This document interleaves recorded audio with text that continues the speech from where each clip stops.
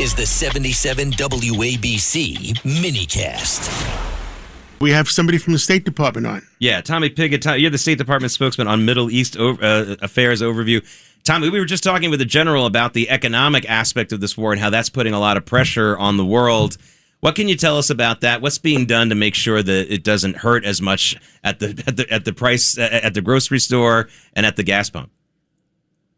Well, the president and others have spoken to this practically every single day. Of course, affordability is an important and maybe one of the most, if not the most important priority for this president.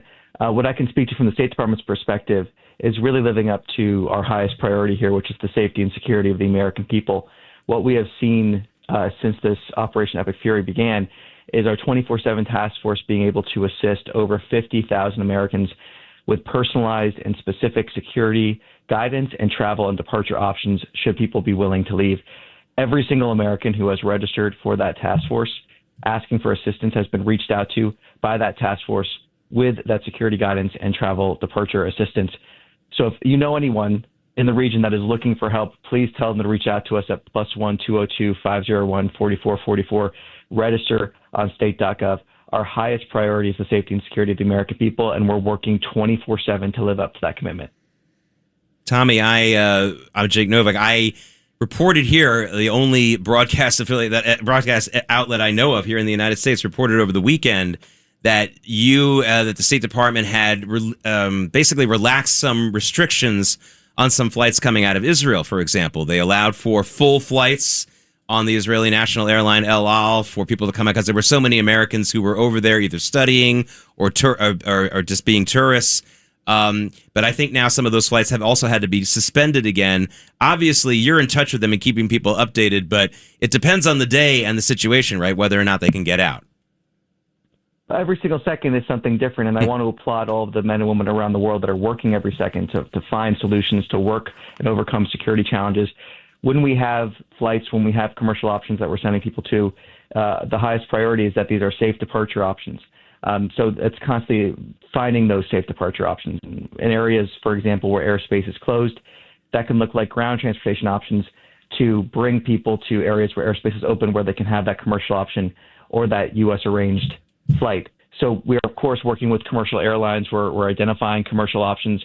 We're adjusting every single second. I actually came from one of these task force rooms just recently, and I can attest to the fact of these experienced personnel that are identifying specific people with specific seats. And the reason why I say that is it's not just saying, oh, here's a blanket option, here's a general option, get there if you can. It's saying, we know who you are, we know where you are, here's a travel option that could work.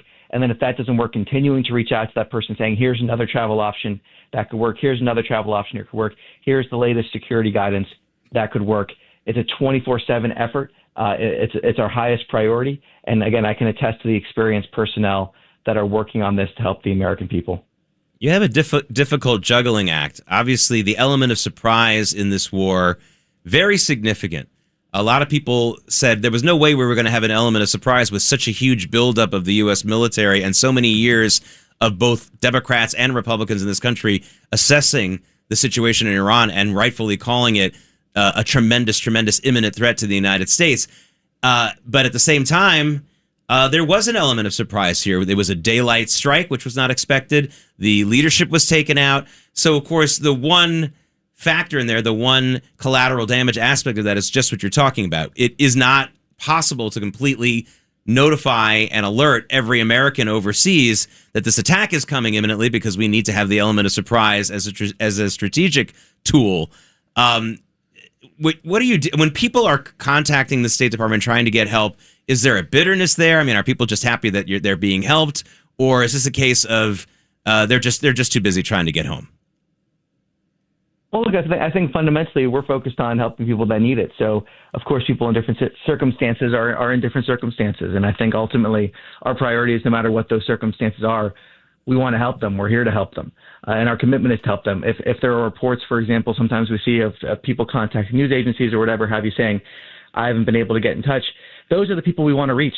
That's the reason why I'm out here on radio shows and others are out on radio shows or TV or we're working to get that number out there, because every time we hear that, we want to make sure we're reaching those people. We want to make sure that we're there to help those people. So we are doing everything we can first to get the information out, and then if we hear of examples of where people have not been in touch with the task force or we haven't been in touch with them, we want to solve that problem. We're working to solve that problem 24/7. That's our highest commitment. So we're focused on delivering the real help that is needed. And before Operation Epic Fury began, every embassy in the region conducted what's called an emergency action committee, which is an interagency meeting, contingency plans put in place in order to allow us to respond to emergencies. We had those contingency plans in place, and that task force was immediately activated in order to assist the American people. We had travel warnings, of course, leading up to Epic Fury. We've had travel warnings and security alerts change since then.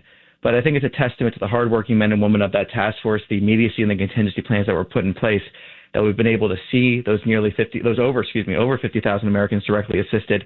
We've been able to see over 70,000 Americans return to the United States since this began. And we've been able to see over 70 U.S. arranged departure flights with thousands of Americans being safely evacuated. That effort continues, our commitment continues, and anytime we hear reports or see an example of an American that we haven't reached out to, our commitment is redoubled to reach that person, to help that person, to give them the assistance that they need. Well, we appreciate your efforts. That's U.S. State Department spokesman Tommy Pigott. Tommy, thank you so much for joining us.